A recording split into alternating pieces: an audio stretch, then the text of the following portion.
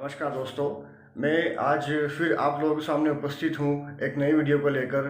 मैंने आपसे last time बताया था कि मेरी हार्ट की वीडियो में बताया था कि मैं आपको इस वातनाशक मुद्रा और ये अपान मुद्रा के ऊपर स्पेशली अलग से वीडियो बना के बताऊँगा। मैंने आपको लास्ट टाइम बताया था कि ये वायुनाशक मुद्रा और ये अपान मुद्रा मतलब अपान वायु मुद्रा के संयोग से हार्ट अटैक से बचने वाली मुद्रा बनती है, जिस मुद्रा को आपको हार्ट में प्रॉब्लम होने पे आप करके आपकी हार्ट अटैक की समस्या को दूर कर सकते हैं। या आपकी कोई दवाई ख़त्म हो गई है तो आपको हार्ट में प्रॉब्लम हो रही है, दर्द हो रहा है, तो आप इस मुद्रा को करके आपकी हार्ट अटैक की समस्या को दूर करके आपकी जान को बचा सकते हैं। दोस्तों, मैंने आपसे मेरी लास्ट वीडियो में बोला था कि मैं आपको इस मुद्रा मतलब अपान मुद्रा और वायु मुद्रा पे अलग से वीडियो बना के बताऊंगा। दोस्तों, आज मैं आपको वायुनाशक मुद्रा ये होती है, मैं आपको इस मुद्रा पे वीडियो के माध्यम से बताने जा रहा हूँ। दोस्तों, वायु संबंधी कई प्रकार के रोग होते हैं। मेरे पास काफ़ी लोगों के मेरी वीडियोस देखकर काफ़ी लोगों के फ़ोन आ रहे थे कि सर हम वात संबंधी रोगों से परेशान हैं। जैसे कई लोगों को काफ़ी समय से गठिया है, अर्थराइटिस है, घुटनों की समस्या है। कई लोगों की वात संबंधी समस्या इतनी बढ़ चुकी है कि उनके घुटने तिरछे हो गए हैं। दोस्तों, इन समस्याओं में किसी को साइटिका है, किसी को शुगर है, ब्लड प्रेशर है और किसी को हार्ट की प्रॉब्लम है। दोस्तों, ये सभी समस्या वात के कारण ही उत्पन्न होती है। यह समस्या और इसके अलावा कई प्रकार की समस्या वात के कारण ही उत्पन्न होती है। दोस्तों, मैं आज आपको बताने जा रहा हूँ कि आप इस मुद्रा को करके आपके बॉडी में वात को ख़त्म कर सकते हैं। दोस्तों, यह वात को ख़त्म करने की मुद्रा होती है। आप आपके फर्स्ट फिंगर को अंगूठे के जॉइंट में लगाकर रोक कर रखें और ऊपर से अंगूठे से उसको दबाकर ऐसी मुद्रा बनेगी। इसको रोक के रखें, बाकी सब उंगली आपकी सीधी रहेगी। दोस्तों, अगर आपकी बॉडी में वात संबंधी रोग है, आप अगर चाहे तो वात संबंधी रोग कौन कौन से हैं, आपको अगर ज़्यादा जानकारी चाहिए तो आप यूट्यूब पे जाकर या गूगल पे जाकर इसके बारे में सीख सकते, समझ सकते। दोस्तों, इन सभी जितने भी प्रकार के वात रोग होते हैं, सभी वात रोगों को ठीक करने में या ख़त्म करने में यह मुद्रा बहुत ही महत्वपूर्ण मुद्रा है। दोस्तों, इस मुद्रा को मैं आपको एक हाथ से बता रहा हूँ, आपको दोनों हाथ से करना है। आप इस मुद्रा को आपकी आवश्यकता अनुसार, यदि आपको ज़्यादा परेशानी है, ज़्यादा प्रॉब्लम है, तो इस मुद्रा को 5, 10, 15, 20 या आधा घंटा तक आप दोनों हाथ से कर सकते हैं। दोस्तों, मैं आपको मुद्राएं इसलिए बता रहा हूँ क्योंकि मुद्राएं कम समय में और आसानी से की जा सकती है। मैंने कई लोगों पर अध्ययन किया है, कई लोगों को बहुत सी चीज़ें बताई है करने के लिए, लोग समय का बहाना बनाकर वह चीज़ नहीं कर पाते। दोस्तों, यह मुद्रा बहुत ही सरल उपाय है आपकी समस्या को दूर करने के लिए और इन मुद्राओं को कोई भी व्यक्ति कर सकता है। दोस्तों, आप यह मुद्रा करके आपकी बॉडी में बढ़ने वाले वात रोगों को, आपकी बॉडी में बढ़ने वाली वात को आप ख़त्म कर सकते हैं। किसी को घुटने में बहुत दर्द होता है, किसी के घुटने तिरछे हो गए हैं, किसी को जॉइंट पेन है, किसी को किसी प्रकार की वात संबंधी समस्या है, वह इस मुद्रा को करके वात संबंधी समस्या को ठीक कर सकता है। दोस्तों, इस मुद्रा का कोई साइड इफ़ेक्ट नहीं है, बस यह है कि जिन लोगों को वात संबंधी रोग है वह इस मुद्रा का उपयोग करें, जिनको नहीं है वो भी कर सकते हैं पर ज़्यादा मात्रा में ना करें। 5 मिनट आपके लिए ठीक है। दोस्तों, यह मुद्रा हो गई है वात को ख़त्म करने के लिए। अब मैं आपको बताने जा रहा हूँ कि किस चीज़ से बॉडी में वात बढ़ता है और आपको वो चीज़ नहीं करना है। दोस्तों, एक तो आपका पेट साफ होना चाहिए। अगर किसी व्यक्ति का पेट साफ रहेगा, किसी व्यक्ति को कब्ज नहीं रहेगी, तो उसको किसी प्रकार का वात संबंधी रोग नहीं होगा। और यदि उसको किसी प्रकार का वात संबंधी रोग है और अगर वह इस वीडियो के माध्यम से देख के अपना पेट साफ रखता है, तो दोस्तों उसका वात संबंधी रोग बहुत जल्दी ठीक हो जाएगा। तो आपको आपका पेट साफ रखना है। कई लोगों का पेट साफ नहीं होता है। दोस्तों, पेट साफ कैसे करना चाहिए और पेट साफ नहीं होने के कई कारण होते हैं। दोस्तों, अगर आपका पेट साफ नहीं हो रहा है तो आपको हफ्ते में एक बार या हफ्ते में 2 बार या हफ्ते भर लगातार, या आप 2 महीने, 1 महीने, 2 महीने, 3 महीने लगातार त्रिफला चूर्ण का सेवन कर सकते हैं। दोस्तों, मैं आपको त्रिफला चूर्ण का सेवन इसलिए बता रहा हूँ क्योंकि मार्केट में आज कई प्रकार के पेट साफ करने के, कब्ज को दूर करने के चूर्ण उपलब्ध है, पर दोस्तों यहाँ सभी चूर्ण अपनी आंतों में जमा होते हैं। बस त्रिफला चूर्ण ही ऐसा है जो कि आपकी आंतों में जमा नहीं होता है और आपका पेट साफ आसानी से कर देता है। दोस्तों, त्रिफला चूर्ण को आप रात को सोने के पहले गुनगुने पानी के साथ में ले सकते हैं, या कई लोग जैसे अलग अलग तरीके से लेते हैं। कुछ लोग उसको रात में गला के 1 चम्मच, 1 गिलास पानी में 1 चम्मच या 2 चम्मच आपकी आवश्यकता अनुसार उसको रात को गला के सुबह उस पानी को उबाल के गरम गरम चाय सरीका कई लोग पीते भी हैं, और कई लोग रात को गुनगुने पानी के साथ में उसको लेकर सो जाते हैं। दोस्तों, आप किसी भी उपाय से आपके पेट को साफ कर सकते हैं। दोस्तों, यह आपके पेट में कब्ज को दूर करेगा, और आपकी बॉडी में अगर कब्ज नहीं होती है तो आपकी बॉडी में वात नहीं बनेगा, या अगर वात है तो ख़त्म हो जाएगा। दोस्तों, एक उपाय तो ये हुआ। दूसरा उपाय, आपको खाना खाने के तुरंत बाद नहीं सोना चाहिए। कई लोग खाना खाने के तुरंत बाद सो जाते हैं। वो एक प्रक्रिया होती है जो मतलब करवट चेंज करने से, एक बार उल्टी सीधी फिर बीच में सोने से खाना पच जाता है। ये पहले के ज़माने के लोग यह प्रक्रिया जानते थे, अभी भी काफ़ी लोग इस प्रक्रिया को जानते हैं। अपन सभी लोग, जैसे पहले के ज़माने में कोई व्यक्ति सोता था खाना खाने के बाद में, या सो जाना चाहिए, उससे खाना पच जाता है, तो वहाँ सब लोग उस चीज़ को फॉलो करके आज भी खाना खाने के बाद सोते हैं। पर आपको सही तरीके से सोना नहीं आता है, मतलब आपको खाना पचाने का जो सही तरीका होता है सोने का, वो आपको नहीं आता है, और जिस कारण आप सोने के साथ में सोने के कारण आपकी बॉडी में कब्ज को बना रहे हैं। दोस्तों, आप सबसे पहले तो खाना खाने के बाद सोने का जो आपका सिस्टम बना हुआ है उसको बंद करें, और खाना खाने के 2 घंटे बाद ही सोने की कोशिश करें।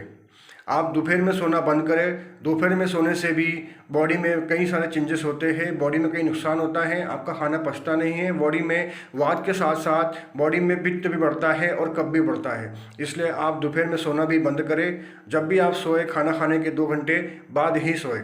दूसरा दोस्तों, आज के ज़माने में व्यक्ति को हर चीज़ आती है।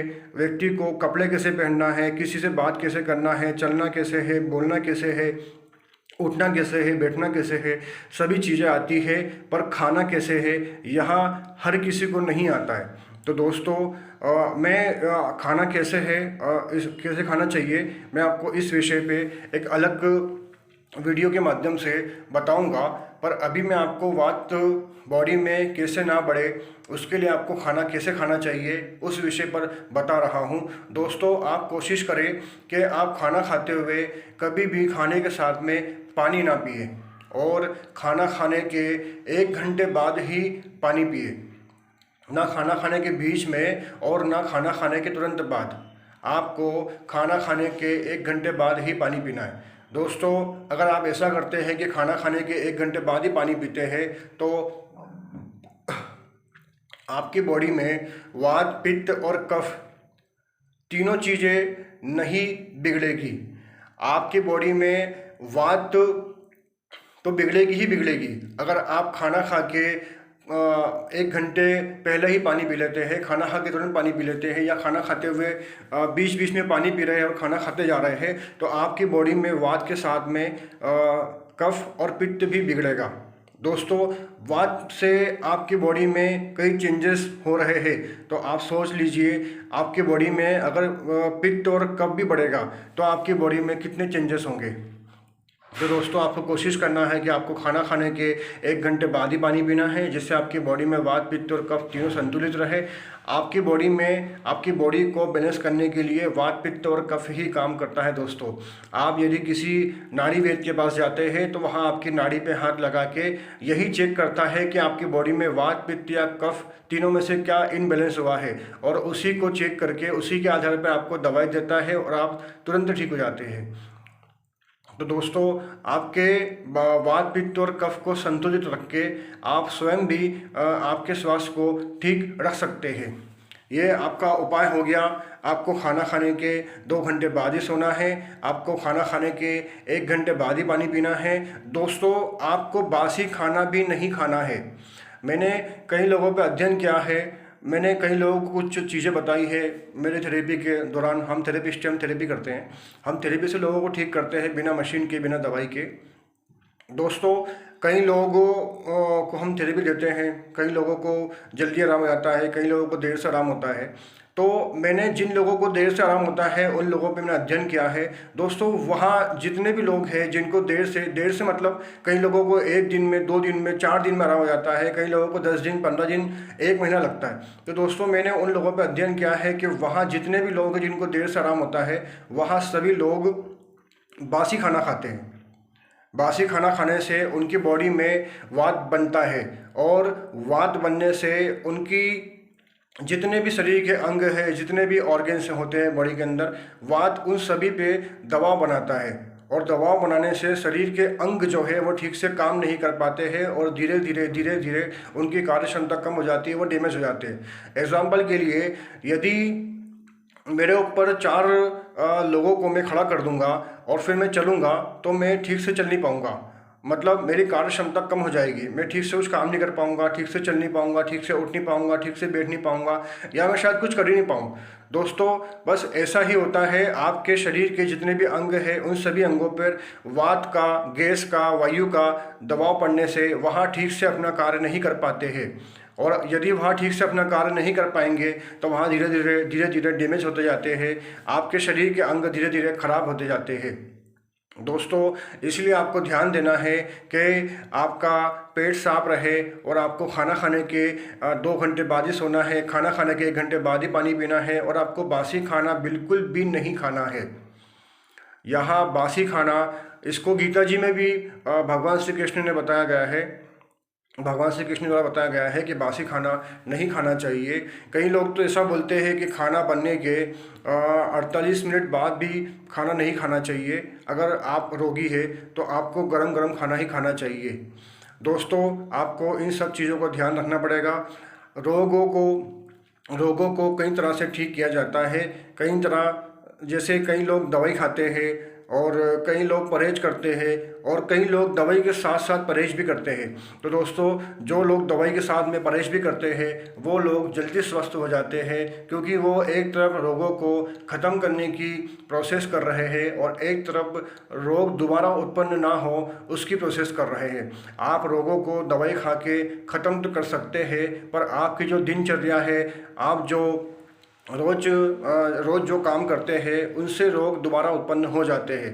पर यदि आप दवाई को ले रहे हैं, या कोई उपाय कर रहे हैं, और उसके साथ में परहेज भी कर रहे हैं, तो आप जल्दी स्वस्थ हो जाते हैं, आप जल्दी ठीक हो जाते हैं, और आपको यह समस्या दोबारा नहीं होती है। तो दोस्तों, आप सब लोगों को इस चीज़ को फॉलो करना पड़ेगा यदि आप चाहते हैं कि आपकी बॉडी में जॉइंट पेन ना हो, आपको घुटने की समस्या ना हो। कई लोगों को बॉडी में वात बढ़ने से घुटने तिरछे हो जाते हैं, आपके घुटने तिरछे ना हो, या जो तिरछे हो गए हैं वो सीधे हो जाए, या और ज़्यादा तिरछे ना हो। और आपको साइटिका की प्रॉब्लम है तो आप उसमें भी इस चीज़ को कर सकते हैं। आपको अगर पैरालिसिस किसी को आता है, किसी को लकवा वगैरह आता है, तो उस समस्या में भी इसको कर सकते हैं। आपको शुगर है बॉडी में, आपको ब्लड प्रेशर की प्रॉब्लम है, आपको किसी प्रकार का जॉइंट पेन है, दोस्तों, आप उस चीज़ों में, उन सभी रोगों को ठीक करने के लिए इन सब चीज़ों को फॉलो कर सकते हैं। दोस्तों, यहाँ बहुत छोटे उपाय है, पर बहुत ही विशेष उपाय है।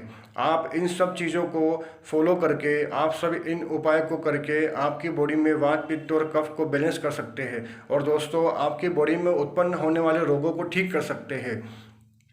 मैं आपको इसीलिए छोटी छोटी मुद्राओं के माध्यम से कुछ चीज़ें बता रहा हूँ। आप इन सब चीज़ों को फॉलो कीजिए, इन सब चीज़ों का आपकी दिनचर्या में आप उतारिए। अगर आपकी दिनचर्या में आप इन सब चीज़ों को उतार लेते हैं, आपकी दिनचर्या में आप अगर रोज़ इन चीज़ों को करते हैं, तो आपको किसी प्रकार का कोई रोग नहीं होगा।